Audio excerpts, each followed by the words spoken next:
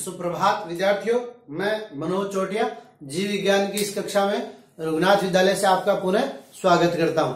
ठीक है, अपन लोग पढ़ रहे थे अंतःस्रावी तंत्र या रासायनिक समन्वय एवं एकीकरण। रासायनिक समन्वय एवं एकीकरण में अपना आज अंतिम टॉपिक बचा हुआ है। सबसे पहला अपन ने बहुत सारी अंतःस्रावी ग्रंथियां पढ़ी थी, हाइपोथैलेमस, पीयूष ग्रंथि, एड्रिनल ग्रंथि, अग्नाशय ग्रंथि, दिवरक ग्रंथि। अब वो ग्रंथियां क्या करती है? अंतःस्रावी। ठीक है, अंतःस्रावी ग्रंथियां है। अब कुछ इस प्रकार के ग्रंथियां भी है जो अंतःस्रावी नहीं है लेकिन फिर भी हार्मोनों का स्राव करती है। ठीक है, सामान्य देखिए चार अपन ने उदाहरण लिए, अपरा, वृक, आहार नाल की म्यूकोसा और हृदय। इसके अलावा भी अन्य बहुत से ऊतक है, वो भी क्या करते हैं? हार्मोन का स्राव करते हैं। तो इसके बारे में अपन कोर्स में दिया हुआ है, तो ये अपन पढ़ेंगे। सबसे पहले अपरा। अपरा किसे कहते हैं? आप लोगों को पता होगा कि गर्भस्थ शिशु और माता जिस संरचना के द्वारा आपस में एक दूसरे से अंतर संबंधित रहते हैं, अपरा कहते हैं। साधारण भाषा में आप लोग समझ सकते हो, पशुओं के अंतर्गत आप लोगों ने देखा होगा कि जो जेर होती है उसको अपन क्या कहेंगे? साइंटिफिक भाषा में अपरा या प्लेसेंटा कहते हैं। अब ये प्लेसेंटा या अपरा है, वो भी क्या करती है? विभिन्न प्रकार के हार्मोनों का स्राव करती है। सबसे पहले देखिए, मानव कोरियोनिक गोनेडोट्रोपिन। कौन सा हार्मोन है? मानव कोरियोनिक गोनेडोट्रोपिन, जिससे जो गोनेड है, जननांग है, वो परिपक्व होते हैं, मेच्योर होते हैं और उसके पश्चात प्रसव की जो क्रिया है वो प्रारंभ होती है। Placental lactogen. अब लैक्टोजन क्या करता है? आप लोगों को पता है, दुग्ध के संश्लेषण और स्रवण में सिक्रेशन में सहायता करता है। तो लैक्टोजन हार्मोन जो है कुछ मात्रा में अपरा द्वारा, अपरा यानी प्लेसेंटा, तो उसको क्या कह देंगे?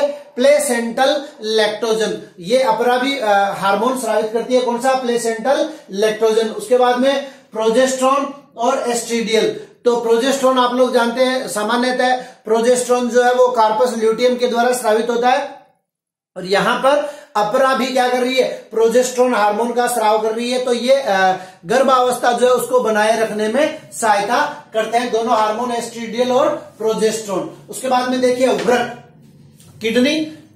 किडनी के ऊपर ग्रंथि पाई जाती है अधिवृक, वो अपन ने पढ़ी थी, एड्रिनल ग्रंथि। अभी क्या है? वृक। वृक भी हार्मोन स्रावित करता है। कौन सा? First of all renin. Renin hormone वृक के द्वारा स्रावित होता है, जो क्या करता है? ब्लड प्रेशर, बीपी, रक्त दाब जो है उसको सामान्य बनाए रखने का कार्य करता है। दूसरा एरिथ्रोपोइटिन। एरिथ्रोपोइटिन हार्मोन जो है वो क्या करता है? आरबीसी के निर्माण को प्रेरित करता है, फॉर्मेशन ऑफ आरबीसी। उसके बाद में आहार नाल की म्यूकोसा। आहार नाल की जो म्यूकोसा यानी श्लेष्मी का जो स्तर है, अपन ने आहार नाल को 4 भागों में विभाजित किया था। अगर उसकी आंतरिक काट कर देखे पाचन तंत्र के अंतर्गत, ठीक है, सिरोसा, श्लेष्मिका, अध्यश्लेष्मिका और मस्क्यूलरिस पेशीय। तो उसमें से जो म्यूकोसा परत है, ठीक है, श्लेष्मिका जो परत है वो 4 प्रकार के हार्मोन स्रावित करती है। कौन कौन से? सबसे पहले गेस्ट्रिन। ठीक है, गेस्ट्रिन हार्मोन किसके ऊपर कार्य करता है? गोल ब्लेडर या पित्ताशय के ऊपर कार्य करता है, और पित्ताशय के ऊपर कार्य करके HCl और पेप्सिनोजन, HCl और पेप्सिनोजन दोनों के स्राव को प्रेरित करता है। ठीक है, HCl से पेप्सिनोजन जो है वो पेप्सिन में कन्वर्ट होगा।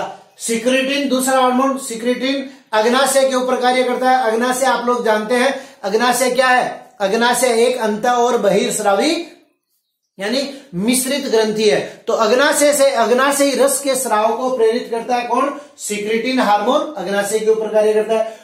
यहां एक प्रश्न पूछा जा सकता है दूसरा कि CCK और GIP का पूरा नाम लिखिए। CCK और GIP का पूरा नाम। CCK का पूरा नाम क्या है? कोलिसिस्टोकाइनिन। ये पूछा जा सकता है, CCK हार्मोन का पूरा नाम लिखिए, या CCK का पूरा नाम क्या है? कोलिसिस्टोकाइनिन। यह कोलिसिस्टोकाइनिन इन दोनों के ऊपर कार्य करता है, यानी इनके स्रवण को ये मंद करता है, यानी गेस्ट्रिन और सिक्रेटिन के प्रभाव को रोकने का कार्य करता है। गैस्ट्रिक इनहिबिटरी पेप्टाइड, GIP पूरा नाम क्या है? Gastric inhibitory peptide. ये भी क्या करेगा? दोनों के कार्य को रोकने का कार्य करेगा। उसके बाद में हृदय। हृदय 4 भागों, मनुष्य के हृदय की अगर अपन बात करें तो 4 कक्षकों में विभक्त होता है, 2 छोटे आलिंद और 2 बड़े निलय। तो आलिंद की जो भित्तियां हैं उनके द्वारा भी एक हार्मोन का स्राव किया जाता है, जिसे क्या कहते हैं, ANF। तो यहां पर भी इसका पूरा नाम पूछा जा सकता है। ANF का पूरा नाम क्या है, एट्रियल नेट्रीयूरेटिक कारक। ANF का पूरा नाम क्या है, एट्रियल नेट्रीयूरेटिक कारक, जो आलिंदों के संकोचन और शिथिलन में सहायता करता है। तो ये अंतःस्रावी ग्रंथियों के अतिरिक्त स्रावित होने वाले हार्मोन है, इनका भी अपने को अध्ययन करना है, आप ध्यान दीजिए। उसके पश्चात अपना टॉपिक है हार्मोनी क्रियाविधि। हार्मोन्स की क्रियाविधि, हार्मोन की क्रियाविधि। देखिए हार्मोन की क्रियाविधि के अंतर्गत क्या होता है, सबसे पहले अपन ने पढ़ा था कि 2 प्रकार की ग्रंथियां पाई जाती है, अंतःस्रावी और बहिःस्रावी। अंतःस्रावी ग्रंथियों के स्राव को क्या कहते हैं, हार्मोन कहते हैं। अंतःस्रावी ग्रंथियों के स्राव को क्या कहते हैं, हार्मोन कहते हैं। अब बहिःस्रावी जो ग्रंथियां होती है वो सीधे ही संबंधित अंगों में अपने स्राव को डालती है। अंतःस्रावी ग्रंथियां रक्त के अंदर अपने स्राव को डालती है और रक्त जो है पर्टिकुलर अंग में ले जाके हार्मोनों को छोड़ता है। अब उन अंगों के चारों ओर जो कोशिका झिल्ली पाई जाती है, सेल मेम्ब्रेन, जैसे अगर अपन बात करें कोशिकांगों की, तो माइटोकॉन्ड्रिया एक दोहरी झिल्ली वाला कोशिकांग है, हरित लवक एक दोहरी झिल्ली वाला कोशिकांग है, केंद्रक एक दोहरी झिल्ली वाला कोशिकांग है। उसके बाद में राइबोसोम की बात करें तो वो झिल्ली रहित कोशिकांग है। और इन तीनों कोशिकांगों और राइबोसोम को छोड़ दें, बाकी जितने भी कोशिकांग बच जाते हैं, गोल्जिकाय, लाइसिसोम, परोक्सिसोम, अंतःपर्दी जालिका, ये सारे इकहरी झिल्ली वाले कोशिकांग है। तो इनकी जो झिल्लियां पाई जाती है, उन झिल्लियों के ऊपर कुछ हार्मोन ग्राही होते हैं, हार्मोन रिसेप्टर होते हैं, और वो हार्मोन ग्राही साधारणतः प्रोटीन होते हैं। आगे अपन क्रियाविधि के अंतर्गत देखेंगे। अब वो प्रोटीन और हार्मोन क्या करते हैं, वो प्रोटीन और हार्मोन या जो हार्मोन रिसेप्टर है, यानी क्या कहते हैं अपन, हार्मोन ग्राही। सबसे पहले कोशिका झिल्ली में पाए जाने वाले हार्मोन ग्राही, ठीक है, हार्मोन के साथ संयुक्त होकर क्या करते हैं, हार्मोन के साथ संयुक्त होकर एक संकुल का निर्माण करते हैं। जिस प्रकार एंजाइम क्या करता है, एंजाइम आधार के ऊपर कार्य करता है और एंजाइम आधार संकुल का निर्माण करता है। एंजाइम आधार संकुल का निर्माण करने के पश्चात एंजाइम क्या करता है, आधार को उत्पाद में बदल देता है, ठीक है, और एंजाइम अभिक्रिया के अंत में वैसा का वैसा प्राप्त हो जाता है। लेकिन चूंकि हार्मोन और एंजाइम में यही एक मुख्य अंतर है कि एंजाइम अभिक्रिया के अंत में वैसा का वैसा प्राप्त हो जाता है, जबकि हार्मोन अभिक्रिया में ही प्रयुक्त हो जाता है। तो हार्मोन ग्राही और हार्मोन दोनों मिलकर क्या करेंगे, एक संकुल या कॉम्प्लेक्स का निर्माण करेंगे और उसके पश्चात जिस भी जैव रासायनिक क्रियाओं को संपन्न करवाना है उस क्रिया में हार्मोन प्रयुक्त हो जाएंगे और वो क्रिया संपन्न हो जाएगी। अर्थात यहां पर भी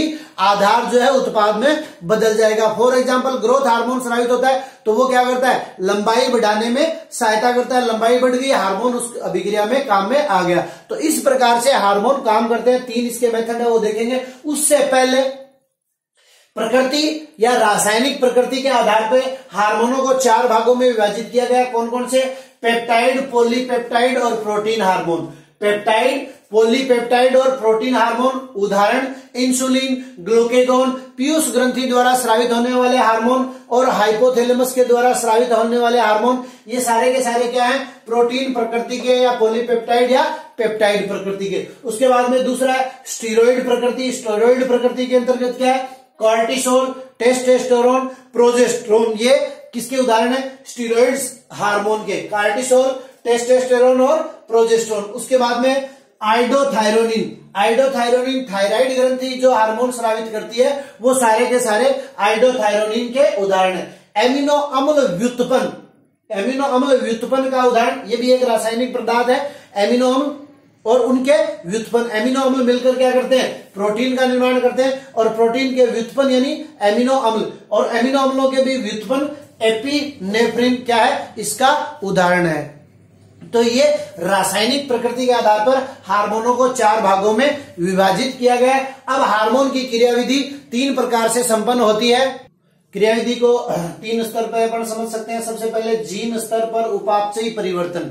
जीन स्तर पर उपापचयी परिवर्तन, ये हार्मोन जो है स्टीरॉयड और जो थायराइड हार्मोन होते हैं, स्टीरॉयड और थायराइड हार्मोन क्या करते हैं, ये लिपिड में घुलनशील होते हैं। और आप लोग जानते हो या जान लीजिए क्या कि जो कोशिका झिल्ली है, जिसकी अपन ने बात की थी कि कोशिका झिल्ली के ऊपर हार्मोन ग्राही पाए जाते हैं। कोशिका झिल्ली की प्रकृति क्या होती है, कोशिका झिल्ली की प्रकृति होती है PLP, सैंडविच मॉडल। मैंने आपको पहले भी बताया हुआ है, क्रीम वाले बिस्कुट, ऊपर प्रोटीन नीचे प्रोटीन, बीच में क्या होते हैं, लिपिड होते हैं। तो ये लिपिड क्या करते हैं, स्टीरॉइड्स और थायराइड हार्मोन जो है वो लिपिड में घुलनशील होते हैं। लिपिड में घुलनशील होने के कारण ये कोशिका झिल्ली को पार करके कोशिका द्रव्य में पहुंच जाते हैं। और कोशिका द्रव्य में पहुंचने के पश्चात ये क्या कर देते हैं, उपापचयी मेटाबॉलिक परिवर्तन कर देते हैं और अपनी क्रियाविधि संपन्न करते हैं। क्रियाविधि का मतलब हार्मोन और एंजाइम का काम क्या है,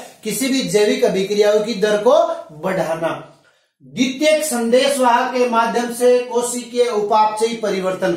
अब देखिए, हार्मोन के अणु जिस प्रकार एंजाइम का अणु आधार के अणु से काफी बड़ा होता है, उसी प्रकार हार्मोन का अणु काफी बड़ा होता है। और बड़ा होने के कारण वो इस PLP प्रोटीन लिपिड प्रोटीन की मेम्ब्रेन को पार नहीं कर सकता। और चूंकि स्टीरॉयड और थायराइड प्रकृति के नहीं है, पेप्टाइड प्रकृति के हैं, पॉलीपेप्टाइड है या एमिनो अम्ल है, इन प्रकृति के जो एंजाइम है वो क्या होते हैं, लिपिड में घुलनशील नहीं होते हैं। तो लिपिड में घुलनशील नहीं होने के कारण यहां पर क्या होगा, द्वितीयक संदेशवाहक। द्वितीयक संदेशवाहक किसे कहते हैं, CAMP।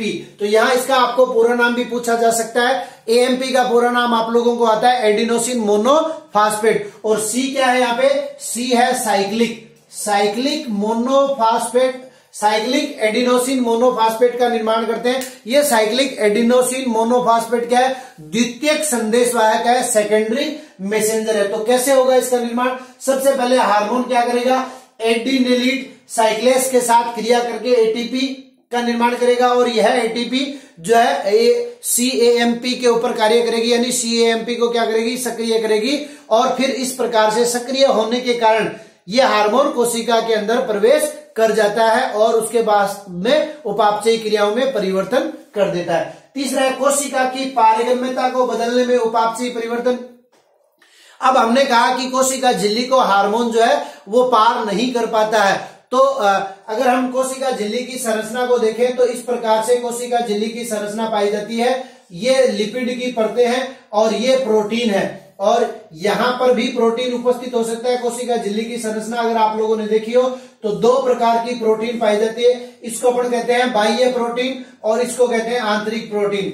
ये आंतरिक प्रोटीन क्या करती है, ये आंतरिक प्रोटीन हार्मोनों के लिए प्रवेश का मार्ग उत्पन्न करती है। किस प्रकार से करती है, तो ये जो आंतरिक प्रोटीन होती है ये दोनों तरफ बाहर निकली हुई रहती है। लिपिड की ये परत यहां तक है और इस लिपिड की परत से इधर भी और इधर भी दोनों दिशाओं में ये बाहर की ओर निकली हुई रहती है। तो इनसे जब हार्मोन जुड़ते हैं या संकुल का निर्माण करते हैं तो सोडियम पोटेशियम आयनों के अंतर्गत क्या होता है, परिवर्तन होता है। और परिवर्तन होने से कोशिका की पारगम्यता में परिवर्तन हो जाता है। यानी जो झिल्ली हार्मोनों को अंदर प्रवेश नहीं करने दे रही थी वो झिल्ली हार्मोनों को अंदर प्रवेश करने देती है। पारगम्यता का मतलब कोशिका झिल्ली के आर पार जाना। तो पारगम्यता में परिवर्तन के फलस्वरूप हार्मोन कोशिका द्रव्य में प्रवेश कर जाते हैं और फिर उपापचयी परिवर्तन करते हैं। इस प्रकार से ये हार्मोन की क्रियाविधि थी और इसी के साथ अपना ये अध्याय जो है वो समाप्त होता है। आगे हम नए अध्याय का अध्ययन अपने नेक्स्ट वीडियो में करेंगे। तब तक के लिए धन्यवाद।